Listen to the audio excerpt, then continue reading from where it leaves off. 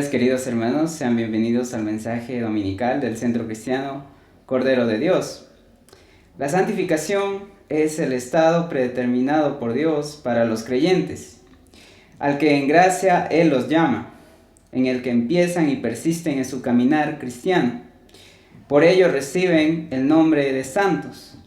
La santificación es aquella relación con Dios en la que entran los hombres por la fe en Cristo, mediante su muerte, en la que son separados del pecado y por lo tanto consagrados para Dios.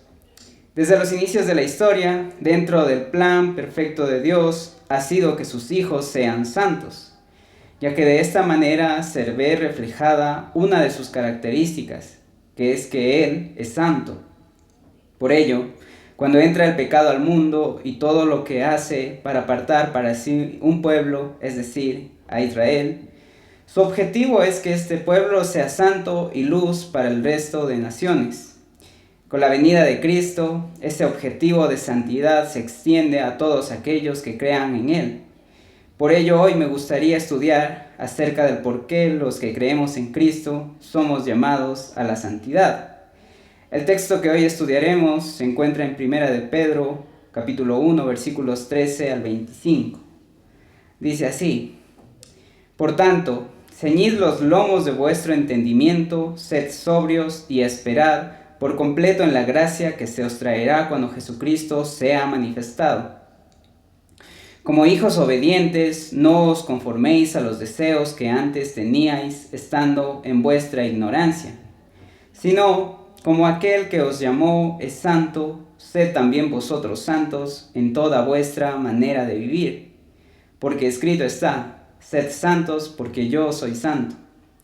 Y si invocáis por Padre a aquel que sin acepción de personas juzga según la obra de cada uno, conducíos en temor todo el tiempo de vuestra peregrinación, sabiendo que fuisteis rescatados de vuestra vana manera de vivir, la cual recibisteis de vuestros padres, no con cosas corruptibles como oro o plata, sino con la sangre preciosa de Cristo, como de un cordero sin mancha y sin contaminación, ya destinado desde antes de la fundación del mundo, pero manifestado en los postreros tiempos por amor de vosotros, y mediante el cual creéis en Dios, quien le resucitó de los muertos y le ha dado gloria, para que vuestra fe y esperanza sean en Dios, habiendo purificado vuestras almas por la obediencia a la verdad, mediante el Espíritu, para el amor fraternal no fingido.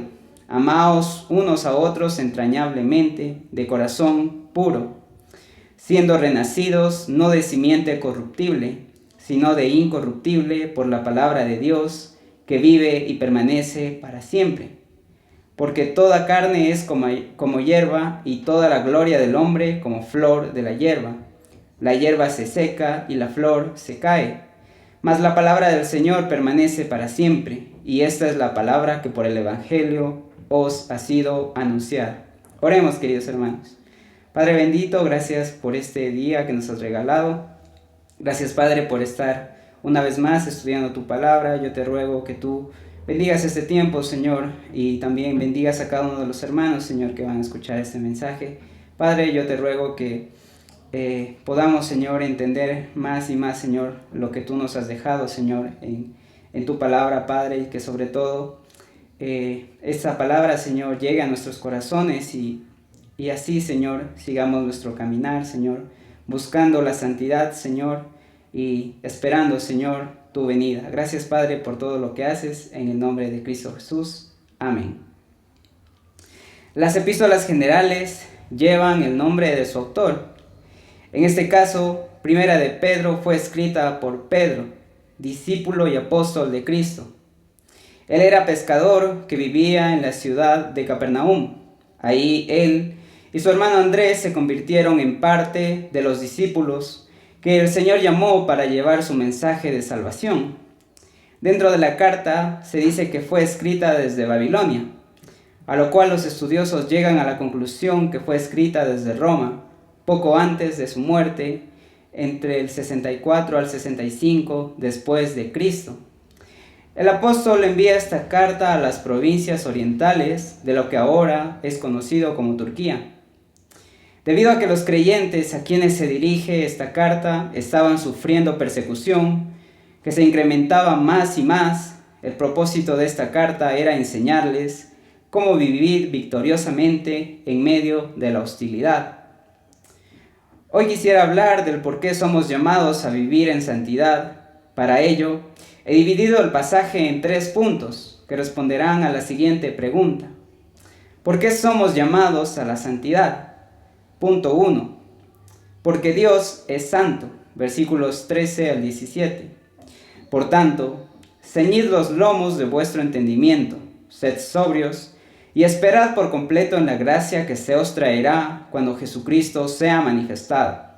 Como hijos obedientes, no os conforméis a los deseos que antes teníais, estando en vuestra ignorancia, sino, como aquel que os llamó es santo, sed también vosotros santos en toda vuestra manera de vivir.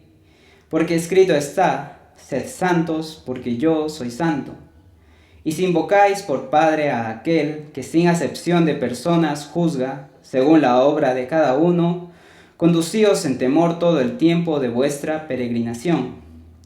Pedro inicia el capítulo 1 recordando a los creyentes la esperanza a la que han sido llamados en Cristo. A pesar de las pruebas que estaban pasando, son llamados a estar alegres porque su fe está siendo probada y es esta fe por la cual ahora son salvos. A partir del versículo 13, Pedro cambia el énfasis de su mensaje.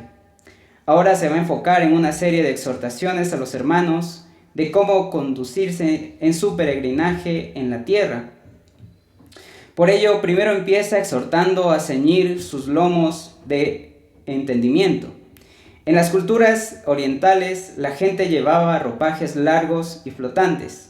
Cuando querían andar rápido, se ataban el manto alrededor de la cintura con un cinto.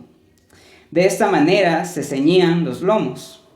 Al utilizar esta figura de lenguaje, Pedro les quiere decir que dejen de lado aquellos pensamientos que generan en ellos distracciones, sobre todo al estar en tiempos de persecución, a evitar pensamientos de duda o temor. Más bien, Él los llama a que sean sobrios, es decir, que mantengan el dominio propio, que sean constantes en su caminar, que tengan un pensamiento claro y estable. En medio de las pruebas que están pasando, Pedro les recuerda que esperen con paciencia la segunda venida del Señor Jesucristo, en la cual serán glorificados y gozarán de la vida eterna al lado de su Señor.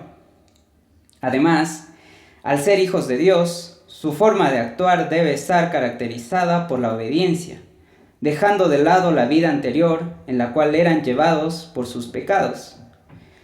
Las cosas que hacían antes en los días cuando eran ignorantes deberían ser rechazadas ahora que han conocido la verdad. En vez de vivir como lo hacían antes cuando estaban bajo el pecado, ahora sus vidas debían imitar el carácter santo de aquel por el cual fueron llamados, es decir, por Dios, el cual es por naturaleza santo y quien es su mayor ejemplo de santidad. Esta santidad debe ser parte de todo lo que ellos hacen, es decir, en su mente, su corazón, en su forma de actuar, mejor dicho, en todo. En el versículo 16, Pedro cita al Antiguo Testamento en Levítico 11:44.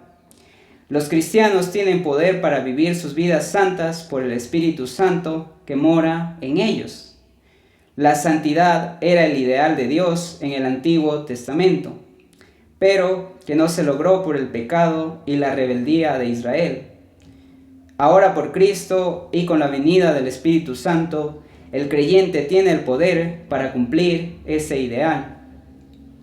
En el versículo 17, en otras palabras, les trata de decir: si ustedes realmente son verdaderos creyentes, el creyente que conoce a Dios y sabe que Él juzga las obras de todos sus hijos con imparcialidad, se conducirá correctamente mientras dure su tiempo aquí en la tierra.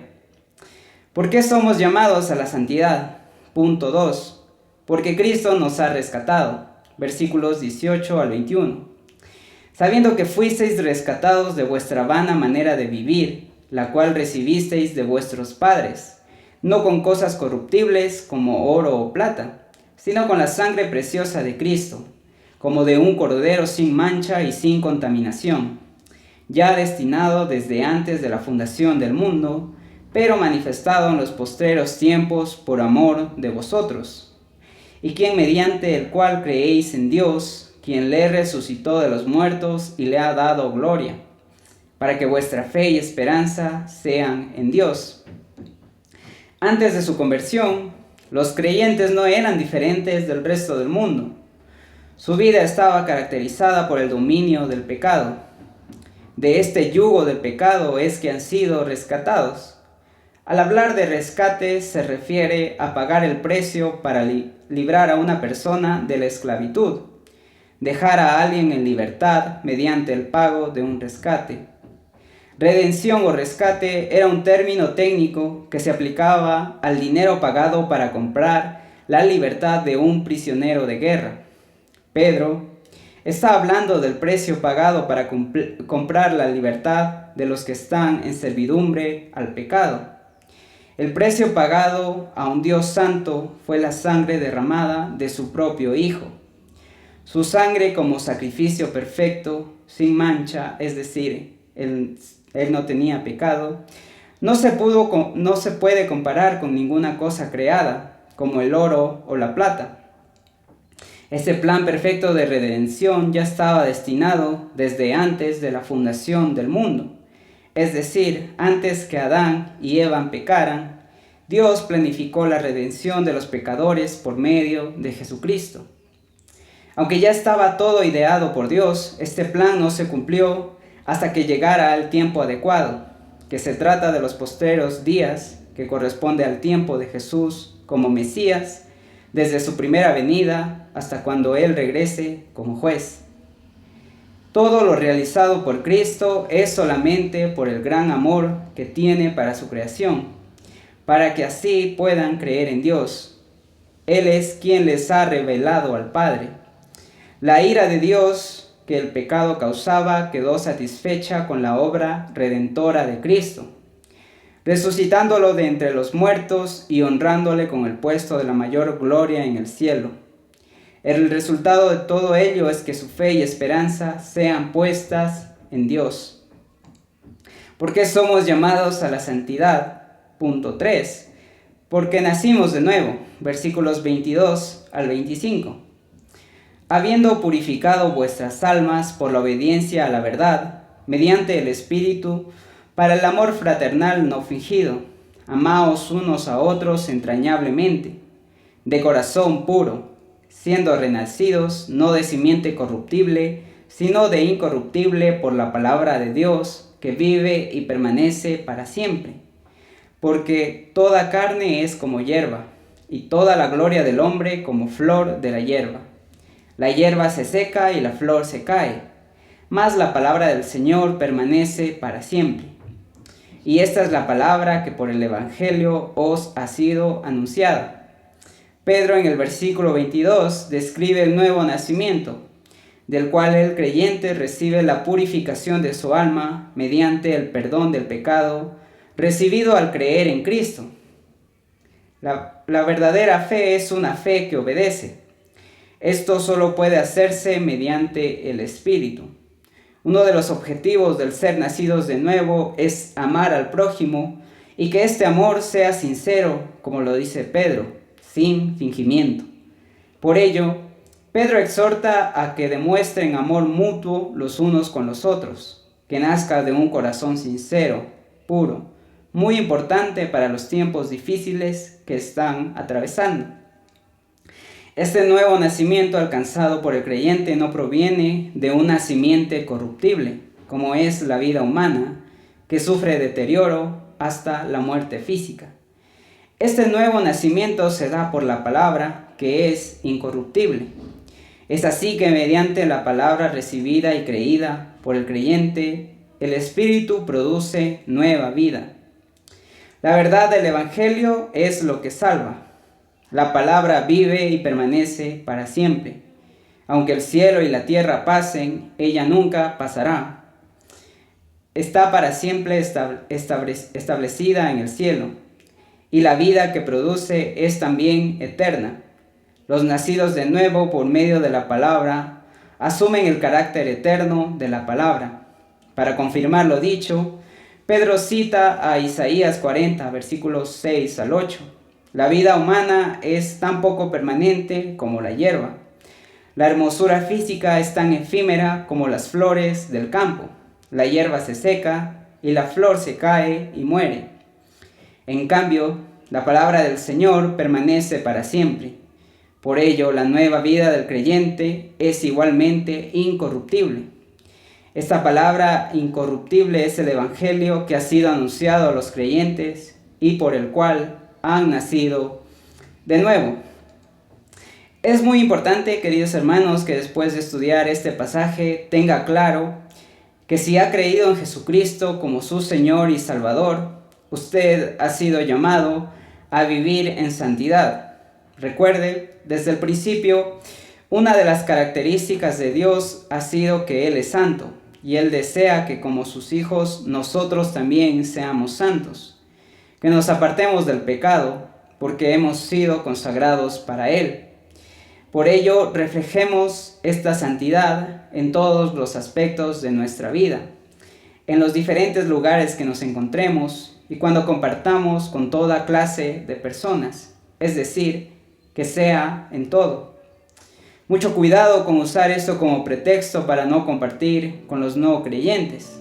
Más bien, que seamos buen ejemplo y reflejemos a Cristo en nuestras vidas, para que así quienes son cercanos a nosotros conozcan a Cristo y puedan alcanzar la salvación. Es mediante Cristo que hemos sido rescatados del dominio del pecado. Es por su sangre derramada en la cruz que ahora hemos recibido la salvación. Es por ese amor y gracia inmerecida que somos nueva creación.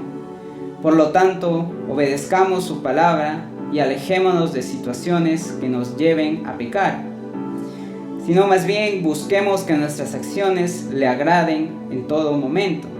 Ahora, también somos nuevas criaturas por la sangre de Cristo.